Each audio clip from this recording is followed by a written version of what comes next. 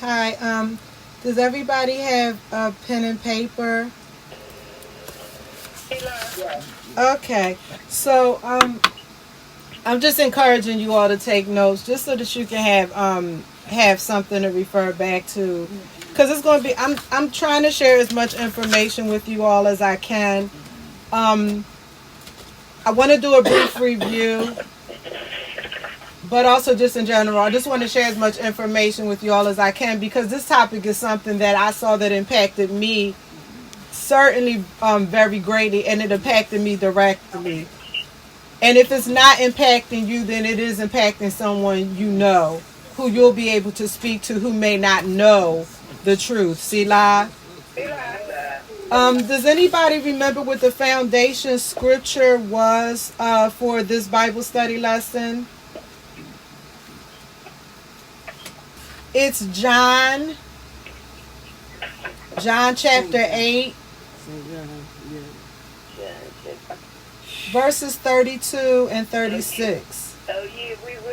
That scripture says, "You shall know the truth, and the truth shall make you free. Therefore, if the Son makes you free, you shall be free indeed."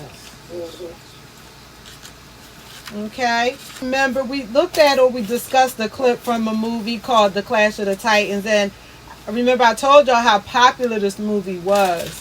And there were some themes that I thought were problematic in the movie. Can anybody remember what those themes were? It talks about the three gods. Right. So there was the belief of more than one God. Yes.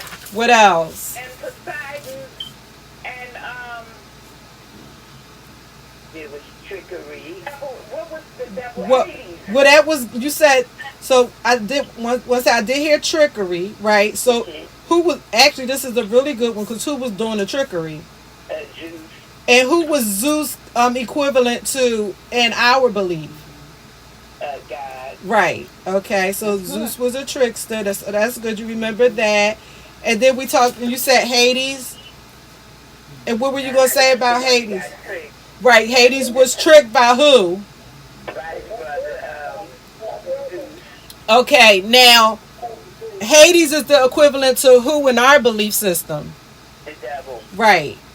So the devil in this movie was tricked by God. Mm-hmm. Okay, what other things might have been problematic? There was a son created. And he was equivalent to who? Jesus. Right.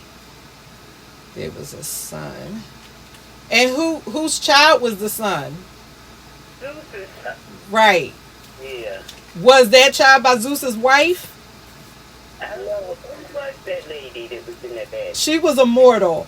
And the reason why I'm making emphasis that she was a mortal is because she was not Zeus's wife in Greek mythology would have been a goddess. Her name was Hera. Yes, I read about her Right. after we got off the phone. Right. So she was a mortal, so we know that Zeus was not faithful to his wife. Mm-hmm. So if we even equate that, then it's showing that God is not God is unfaithful. Is giving messages that God is a trickster. He's a manipulator.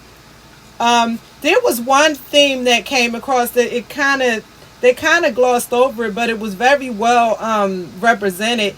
That mankind got sick of praising God. Mm-hmm. And they finally, it says like they finally, after dealing with all of God's oppression, they finally rebelled.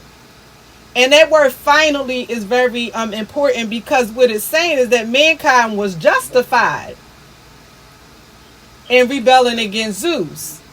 Okay. Which, if you look at the equivalent in our belief, is mankind is justified when we rebel against God. When we don't agree with what he does, we're justified to rebel against him.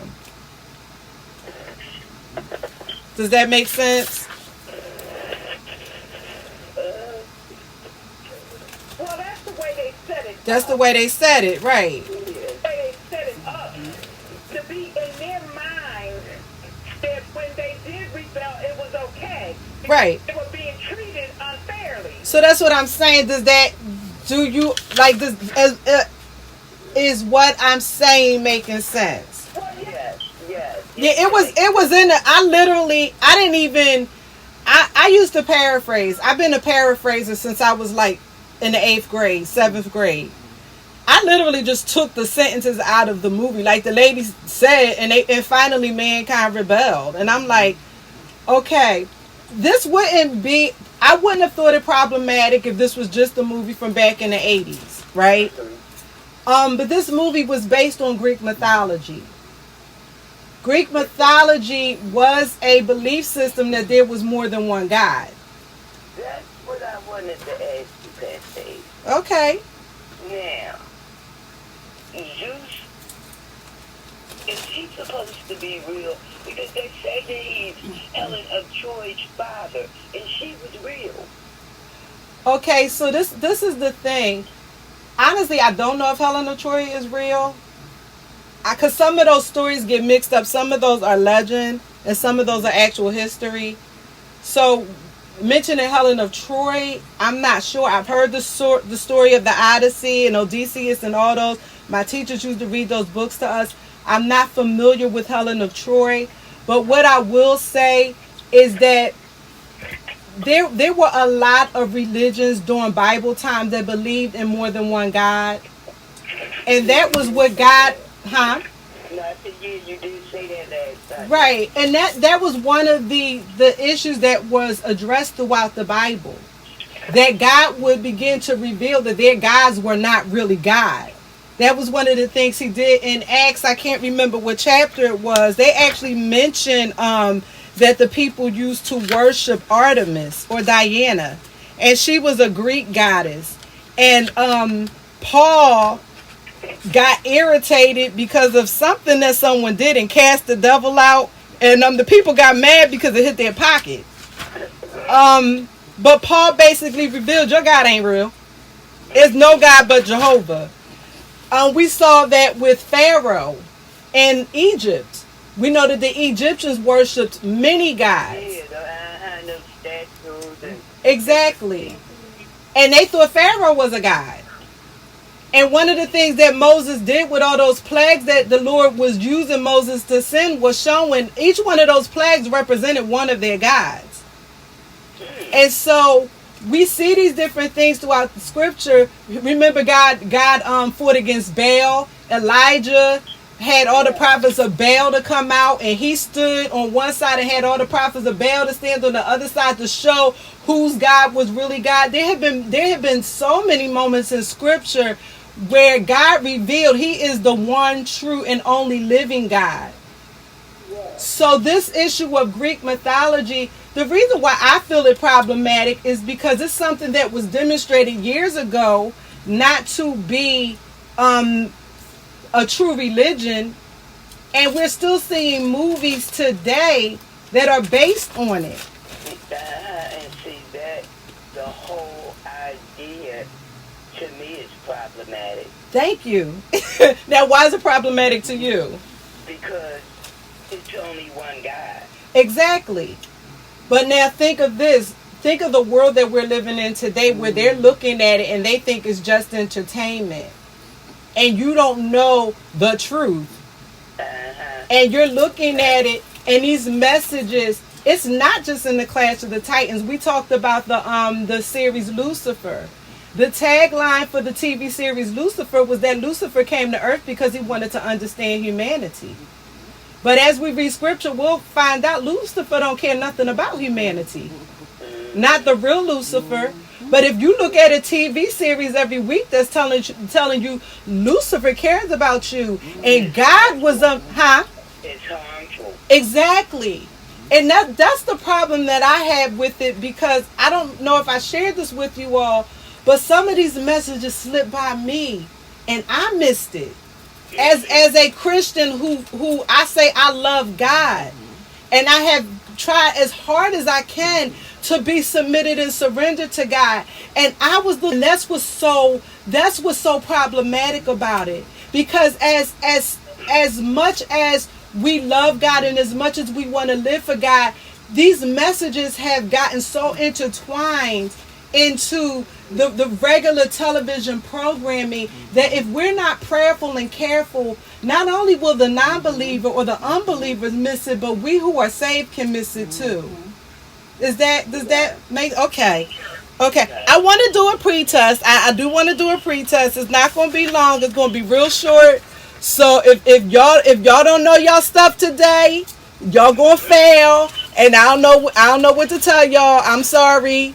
Y'all failed. Y'all will be considered computers today if y'all don't know. So I think I'm gonna give you 2 samples. I'm gonna say some of them for the next time. But here's the first one. Okay, listen good. Listen good and tell me if you guys know this one. I know it. Here we go, yes. Okay, which show is that? The Brady Bunch. Okay, so we got one for one. I'm gonna give you one more. I didn't know, cause see, I thought the Brady Bunch was real. I thought they were related. I thought they were real family. Yeah, I did. Okay, so you knew they weren't real. Oh, yes. Oh, see, I thought they was real. Oh, yeah, we knew it wasn't real, but we loved that show. Okay, well, I thought it was real. I'm gonna give y'all one more, okay? I got it? I do. Anybody else? Okay. See it for the song. Huh? Who is? Oh, Connie got that one. Did anybody else know it? I did. I know you said you did. Did anybody else? No. Oh, you didn't know I it? did. Okay. How about you, Chaplain Mother? Yeah, I knew it, but I couldn't think of You couldn't think of the show. How about the Brady Bunch? Did either of y'all know that? Yeah, I knew that. Okay. Oh, you knew the Brady. Okay. Okay.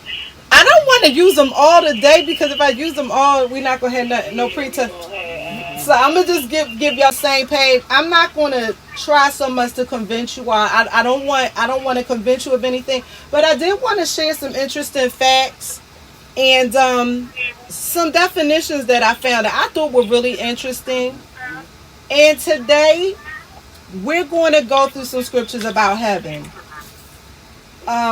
We may not cover all of them, but I want to deal with some of the truths and the lies that we've heard about heaven. But I want to start with this. I like to watch a TV show called The Food That Built America. Is that what it is? The Food That Built America.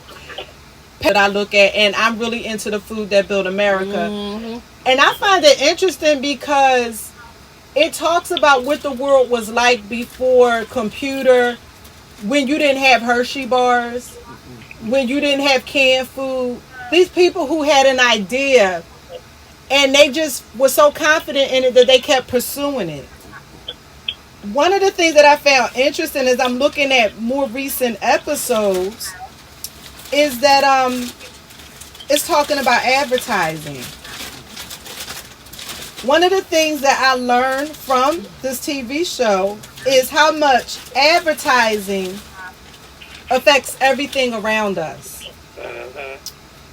Advertising was used to promote almost every food that we eat today, where some inventor got an idea in his head and he created something that no one had really heard of in this country, and they decided to use advertising to convince us to use it. Hershey bars is one. They began to promote Hershey bars, and through advertising, people started buying Hershey bars and chocolates and these other items. Another thing that I found interesting, which I didn't know this, the holidays that we observe, and that includes Valentine's Day, Halloween, Thanksgiving, Christmas. The way we celebrate these holidays is a result of marketing, because someone who owned a food company was trying to get you to buy a food item, and they connected it with their holiday to get you to buy that food. So candy corn, actually, do you guys think about what candy corn is associated with today?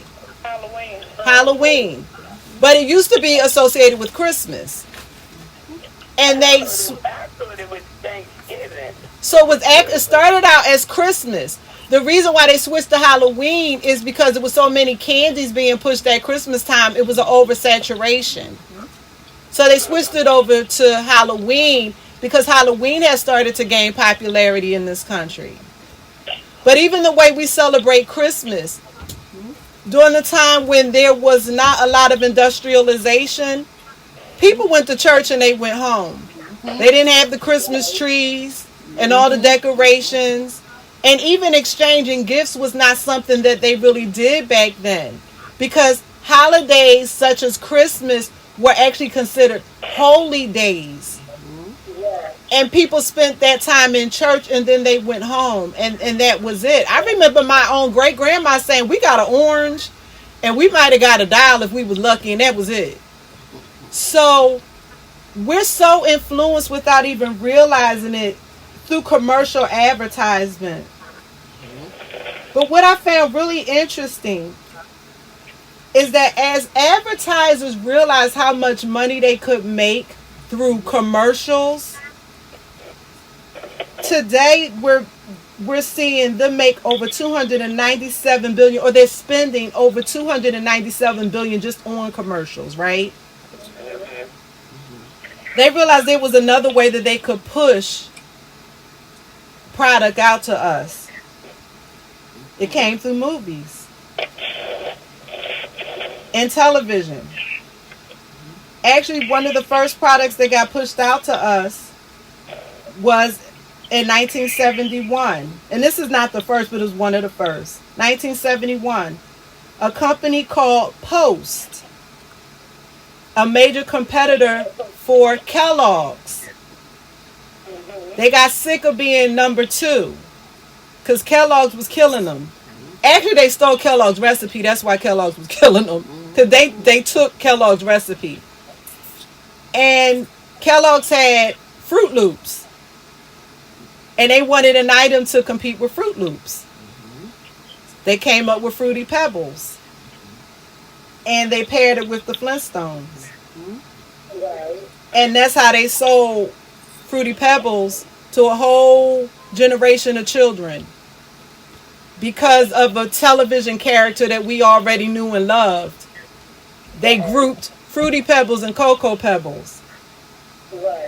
Later on, because they realized how well they did in television, there was a very, very popular movie that came out that Pastor refuses to go see. And this little ugly thing was trying to phone home. Remember? You got it, Mother. And Pastor won't look at it till this day. And E.T. got left behind. And Elliot saw him in the shed. And Elliot took these little candies that were supposed to be M&Ms. But M&Ms refused. And we know them today as what? M&M's? They weren't M&Ms. He lured E.T. out with Reese's Pieces. And Reese... Yes. And E.T. was picking them up and eating them. I never saw the movie. You never saw E.T.? Me either. Oh, God. It reminds me of Stories in Private. Oh, okay.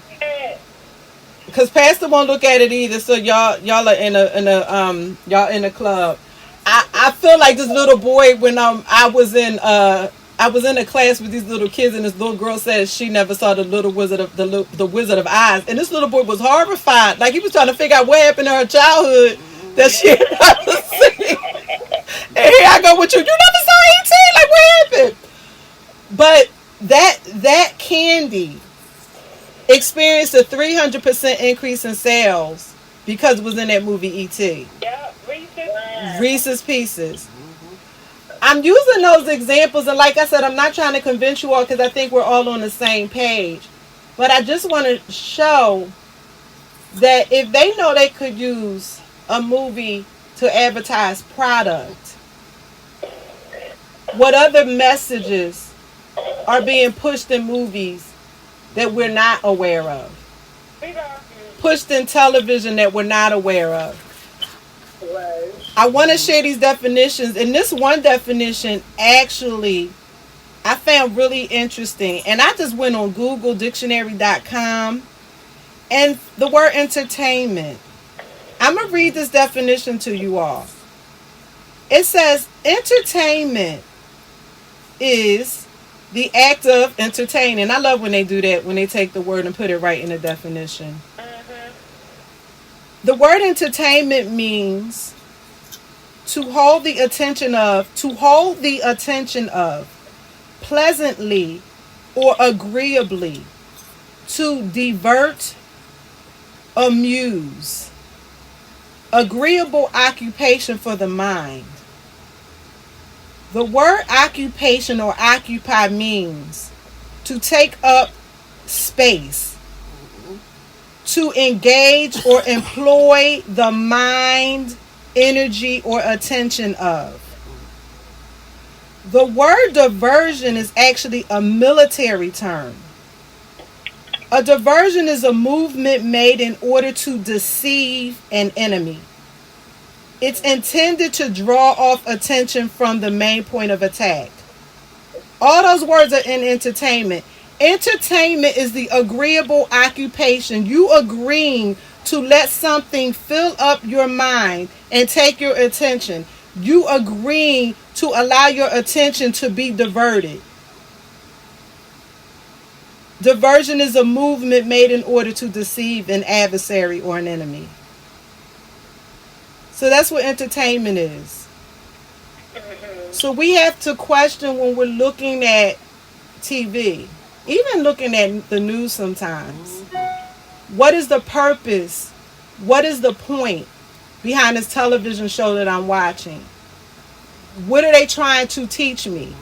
I said this to a young lady one day. She said she was reading a book, and I was saying, oh, what's the point of the book? And she was saying, oh, I don't know. And I said, just remember, every book you read has a point. I was reading a book one day, and it was by J. California Cooper, and I used to love her stories. She did short stories, and they were always really funny. It was like back in the times with Color Purple, back when the people, black people lived on the farms and stuff, and they were really funny books. But at the end of one of her books, I noticed that she was pushing the religion Jehovah's Witness. And when I read more about her, I found out she was a Jehovah's Witness. If I'm a Christian, my books are going to reflect what I believe. If I'm reading a book by a Jehovah's Witness, I can't be surprised that that person's books reflect what they believe. Absolutely. And the same is the case when we look at TV shows and we listen to certain artists. If we don't know what these people believe, we need to start to find out what they believe, because the messages that they're pushing are going to be based on and founded in their belief. And we can't fault them for that. So like I said, I wanted to begin to look at scriptures that address the problematic messages that we're seeing in what we look at and what we listen to, so that we will know the truth and that we will not be deceived. So the first set of scripture I want to look at today is going to be about heaven. And if we don't finish it in the next 15 minutes, we'll pick it up next week. But I want to start with heaven. Can anybody think of any lies or anything that you've heard about heaven that you would say as a Christian, that's just not true? Any lies that you've heard about heaven? Well, I always think like this. I've never been there, so I can't. There are some things that are not true, though. I've never really heard anything. Okay. Well, as we begin to talk, you're going to say you heard. You're going to be like, oh, yeah. As we talk. I'm getting ready to say that I have heard the street lights. People say that we're going to see our loved ones there. Okay, I don't know if that's true or not. Yeah, I don't know whether that's true or not. Okay, so I'm going to just put, we got a question about we will see our loved ones. Sister Connie told me that... don't put names. remember? Oh no, I was getting ready. This was something that she believes. Okay. I shouldn't have said her name. Yeah, don't say no name. We don't want to put no. Okay, but she. Okay, I was told that. But a lady on the phone from our church said. I said that when we get to heaven, the only thing it is praising God. Okay. That's what we'll be doing. And honestly, I don't know what we gonna be doing in heaven. Just let me get there, okay? I mean, Sister Donnie. Yeah, I said that Will, because I was getting what you said. I said it. I heard it from, I was going to say, I feel it, or we will be spending our time Okay. praising the Lord. Okay. Okay. I don't know if that's true or not. I know, honestly, I have to still go through scripture. I don't have every scripture on heaven. I tried to find some, but I'm not an expert. Remember that man that wanted to go back and tell his brothers about salvation? No, that's not. But you're talking about scripture. Huh? Huh? We will have not been there yet. But there's Doesn't talk to anybody who has. there's one thing though. I think there's one thing that we can say that we've heard about heaven, that if we think about it, we've heard this before. That everybody's going there. Y'all never heard that? Y'all never heard that before, that everybody going to heaven? I heard it on a TV show. I heard it on a TV show as a joke. Oh, okay. So the reason why I'm saying that, We don't know what all those people were saying. exactly. So everybody ain't going, right? Everybody's not okay, because everybody is not. But these are the things that we're subtly told, right? Lie. That I was told that the streets were saying the road. I wouldn't see that. we're gonna find out. Okay, the streets are There are many mansions. The Lord has a house for us. Streets. There are many mansions in my Father's house. okay. Stuff is in the Bible. So right now, I'm gonna just write down what y'all heard about heaven. I'm gonna just write down what y'all heard. I was saying lies. On there. I was saying lies, but I'm gonna just put everything y'all have heard. So you said many mansions. I thought you was just talking about like that we heard from other people. No, just in general, like things that you've heard about heaven. That some things you've heard, like obviously you know is not true. Everybody's not going to heaven. But at this point, whatever you've heard about heaven, I just started writing it down. And we'll use scripture to divide the lies from the truth. How about that? Okay, can I tell y'all this little story? Okay, go ahead. On Modern Family, the little fat boy, he's out with his stepfather one time. Oh, yes, I saw that the other day. He wanted to go to church, but the stepfather wanted to go play golf. And so he's telling the stepfather, we have to go to church every Sunday. We have to go praise the Lord. Mm-hmm. So he told him that, we don't, because all of this is grand. God made all of this. Mm-hmm. He's right here with us. Mm-hmm.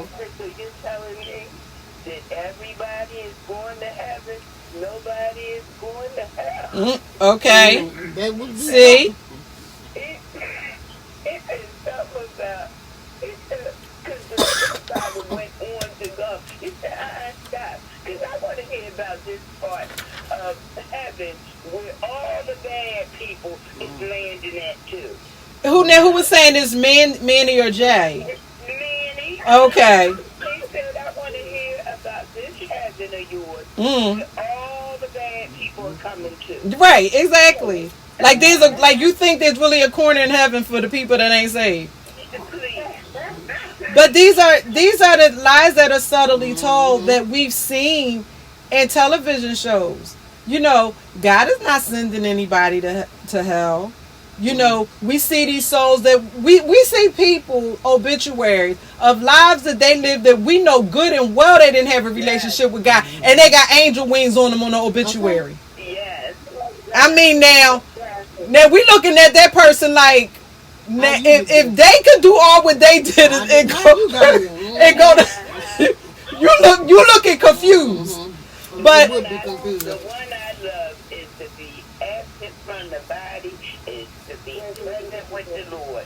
And these people been doing God knows what all their lives. and so we have to know the word to be able to challenge these things that we're hearing, right? Yes, yes. I think, let me see, because we don't have that much time. I'm trying to think of how to do this. How about we do this? We only got 10 minutes. For next week, y'all bring the scriptures that y'all found about heaven. Okay. Let's do that. That sounds like a nice one. Yeah, I started with heaven for a reason. Uh-huh. I didn't want to start with hell. But let's start with heaven. And bring scriptures that you find about heaven, and then I'll see if we have the same scriptures, and we'll read our scriptures. We'll read the scriptures that we found, and that'll be what we do for next week. Oh, one of the other things that I've heard people allude to, that heaven is boring. Yeah, I heard that. I've heard people. I've heard people allude to it. I actually heard That's like go to Sunday school early in the morning. no, but I heard a comedian one time, because he was saying he went to heaven and they were like walking around with harps and everything. And he said he went to hell and all the famous people was in hell. And so he decided to stay in hell because there wasn't nobody in heaven. So there's the other thing though. There's also a belief that nobody is going to make it. And if you think it's not worth it to make it, if you think that there's nothing you can do to make it, if you think that it's too difficult to make it, that's another lie that we need to deal with, because then that means that there are people in the world who believe that God is inaccessible and unavailable, so why try? And that's something too. Us as Christians, when we're witnessing to people who are not saved, we have to make it clear that God is available. Yes. And heaven is accessible and it is attainable. So just as much as this is problematic that to think everybody is going, it's equally problematic to think that nobody can go. I never heard that. I never heard anything like that. I had honestly, before I was saved, when I used to want to be saved and I would talk to people who were saved, they presented salvation as if it was this like this club or this dance I needed to do, that I needed to figure out the sequence, but they weren't going to tell me what the sequence was. And it made God very unattainable and unavailable to me as one who was seeking the Lord in that season of my life. And that was prior to me meeting Pastor Bernie and Pastor. And I think that's why I was grateful for them, because that was the first time that I realized that God wanted a relationship with me. Because people prior to that, people who were saved, was making me feel like if I didn't have a certain seal on the back of my neck or something, I was already destined for hell. That's the way I felt. Because people were not witnessing. They were not sharing a word with me. They were actually making me feel like I was beneath them. And so I felt like giving up. Because I want God, but He doesn't want me. Like, so what then is there for me? What is the point? So You ain't heard about hell. no, what I'm saying is, I was talking to Christians. I know. Huh? These are saved people talking to you, just giving you the impression that you're not worthy, and you have to work to get to God. Pretty much, yeah. But not even giving me the information on what I needed to do. And it's funny you say that, Mother, because now I feel bad for them, but maybe perhaps that was the problem. Maybe they didn't know either. But back then, when I was really desperately trying to find God and I was asking questions, like I would know people that were saved, at my job where they said they were saved, and they walking around shouting and stuff at work, and I'm like, oh, you saved, how can I be saved? And they looking at me like, girl, you can't, like, God don't want you. You know.